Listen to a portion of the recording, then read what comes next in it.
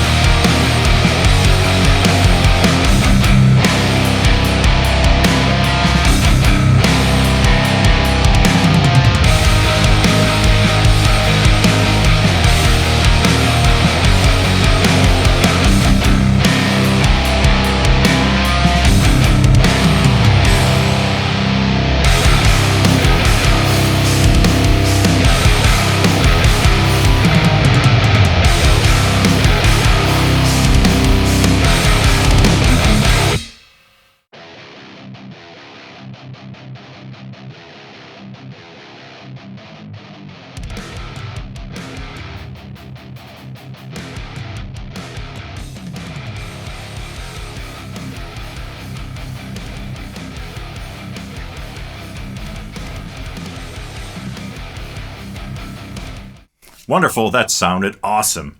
So as the folks from Blackstar like to say, this was designed for guitarists by guitarists. So it had some really cool features that we're going to get into. Now the track that you heard was my Schecter PT SLS Elite with the Fishman & Fluence Moderns.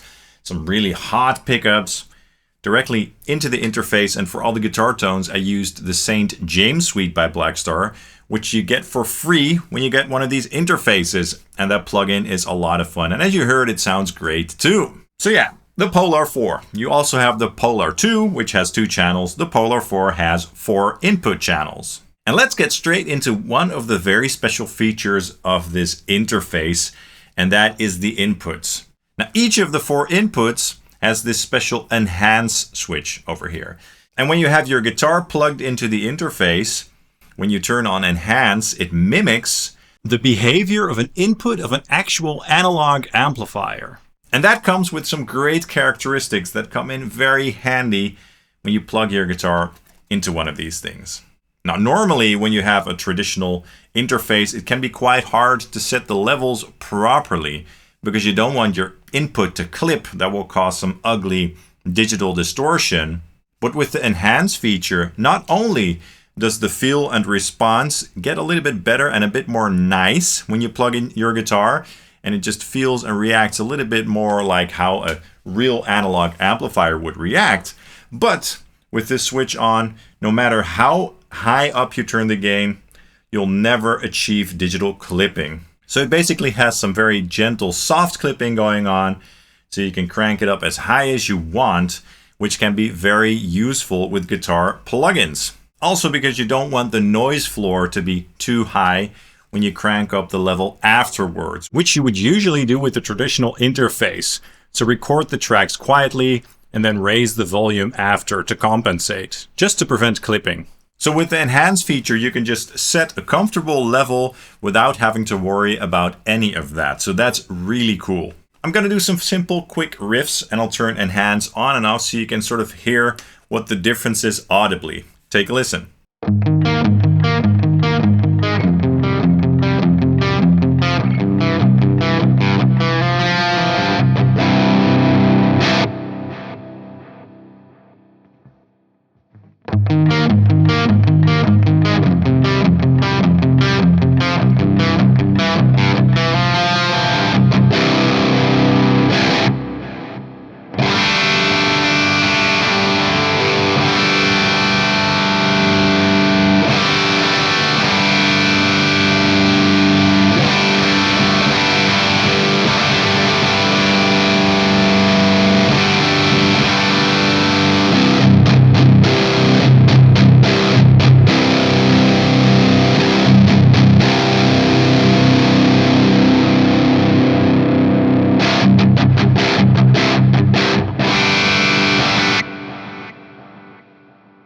So, as you can see, I could really crank the gain on the channel without going into clipping. So that's really wonderful.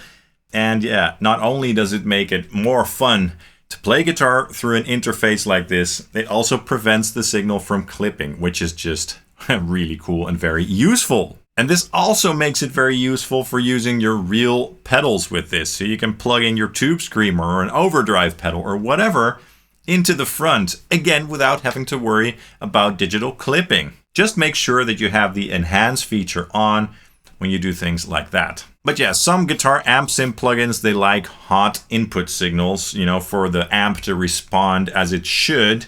And with this thing, you can just crank it up and make sure that the level feels good and that it sounds good. And there you go.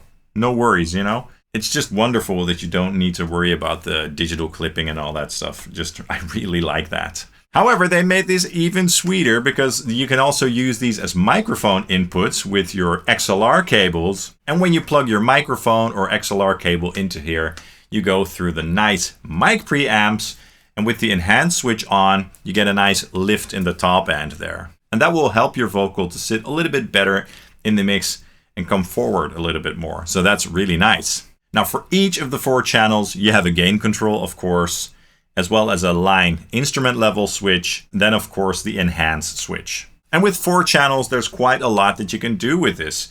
You can plug in 2 guitars and then 2 microphones, for example. Say if you're recording yourself singing with an acoustic guitar, you could mic your acoustic guitar and also record your vocals all with the same interface. So I like that this one has 4 inputs. Of course, the Polar 4 also has phantom power, and we have 2 dedicated headphone outputs. And the cool thing with these headphone outputs is that you can use these with high and low impedance headphones. So very versatile headphone outputs there, really nice. And of course, this big control over here is the monitor level output. Now on the back here, we have 4 outputs.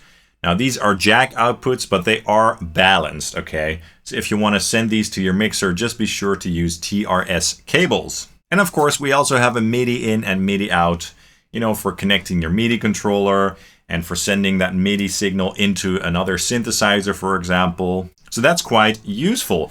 But it doesn't end there. Because when you get this interface, you also get the Polar control software. That's sort of like a mixer in your DAW. And you can use that to control all the channels, to pan them left and right and all that stuff, and just adjust the levels, which is also very handy.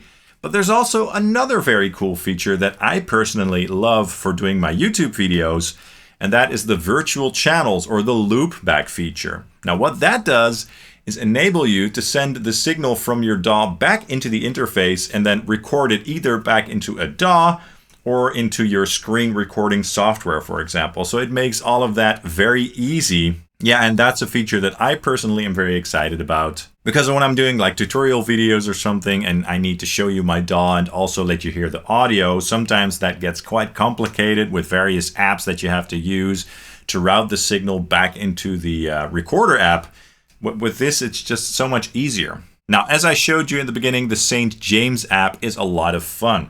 In that plugin, you get like stomp boxes, access to 2 of the St. James amplifiers. So the EL34 version as well as the 6L6 version with all the controls that the real amplifiers have as well. You get some post effects like delay and reverb and also a good tuner. So that's a really nice addition that you get for free with this interface. You also get Ableton Live and a simple version of Melodyne, which is also very useful for fine-tuning the vocals that you've recorded with this interface. So yeah, it's an interface. It's a simple device, but it does some things that no other interface does as far as I'm aware.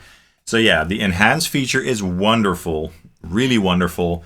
And I also love the fact that the mic preamps are high quality. And I also really enjoy the loop back feature. That's something that's going to get a lot of use from me personally. So not a super long video, but a great product. So if you're looking for a new interface for guitarists or even, you know, just for vocals or whatever, I highly recommend checking out the Blackstar Polar 4. Now this video was sponsored, but all my opinions, of course, are 100% my own. I hope you enjoyed this video. Let me know in the comments down below what your thoughts are on the Polar 4 interface. Also hit the like and subscribe buttons down below as that really helps the channel out. I'd hugely appreciate that. And follow Sonic Drive Studio on Facebook and Instagram. Thank you guys so much for watching and hope to see you soon. Cheers.